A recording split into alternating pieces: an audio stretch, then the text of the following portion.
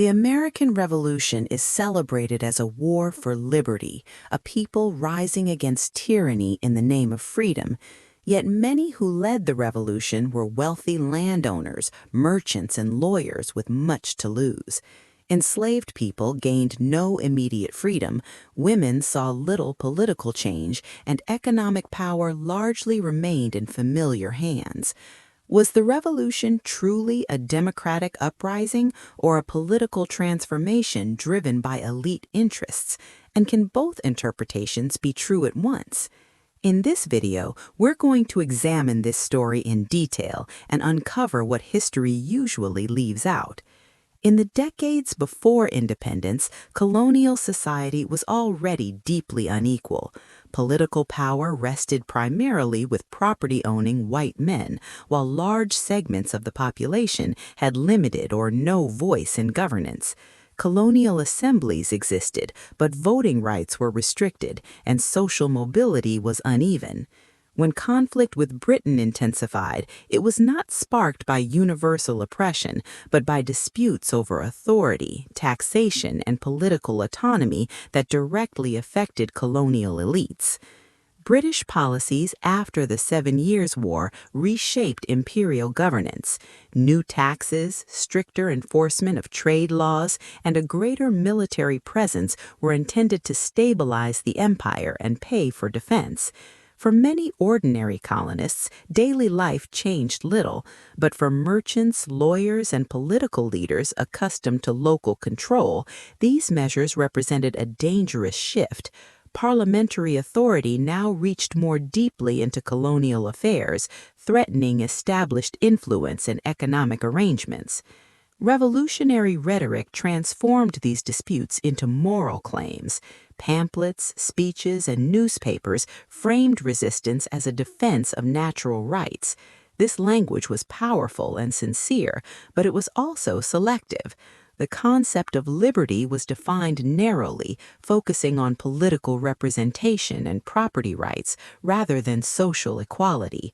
The revolution's leaders argued that Parliament had violated constitutional principles, not that hierarchy itself was unjust. This raises an important question: who was the revolution for? For many artisans, farmers, and laborers, the conflict offered opportunities as well as risks.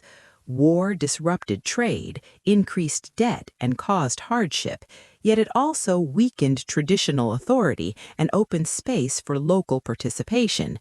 Committees, militias, and assemblies allowed broader involvement in political life, even if temporarily. The revolution mobilized the population, but it did not promise equal outcomes. Enslaved people confronted the revolution's contradictions most starkly. Revolutionary leaders spoke of liberty while maintaining a system that denied freedom to hundreds of thousands. Some enslaved individuals seized the moment to escape, negotiate, or fight for their own emancipation. British proclamations offering freedom to those who fled rebel masters exposed the gap between revolutionary ideals and practice. For many, the revolution was less a liberation than a contested struggle over who would control power. Women also experienced the revolution in complex ways. They organized boycotts, managed households during wartime, and contributed to political discourse. Some argued that Republican ideals should extend to education and legal rights, yet formal political inclusion remained elusive. The revolution expanded expectations but did not dismantle patriarchal structures. Change was incremental, shaped by social norms that revolutionary leaders rarely challenged directly. Economic motivations further complicate the narrative. Debt played a significant role. Many colonial elites resented British restrictions that limited expansion and trade opportunities. Independence promised greater control over land, markets, and taxation. The war disrupted loyalist property and redistributed assets, often benefiting those aligned with the revolutionary cause. This does not mean the revolution was merely a wealth transfer, but it does suggest that material interests and ideological commitments were deeply intertwined. Some historians argue that the revolution was conservative in outcome, preserving existing hierarchies under a new political framework. Others emphasize its radical implications, noting that it challenged monarchy, hereditary privilege, and imperial authority. Both interpretations hold weight. The revolution did not create a democracy in the modern sense, but it destabilized assumptions about legitimacy. Power no longer flowed from a king, but from the people, however narrowly defined. The creation of new governments revealed these tensions. State constitutions varied widely, reflecting local power struggles. Some expanded suffrage, others reinforced elite control. Debates over representation, executive authority, and property qualifications exposed fears of popular excess alongside distrust of centralized power. Revolutionary leaders sought balance, wary of both tyranny and disorder.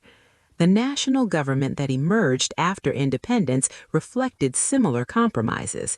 The Articles of Confederation prioritized state sovereignty and limited central authority, partly out of fear that strong government would replicate British oppression. Economic instability and political fragmentation followed, prompting calls for reform.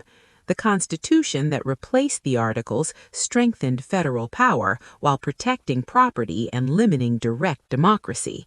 It was framed as a safeguard for liberty, but also as a stabilizing force against popular unrest.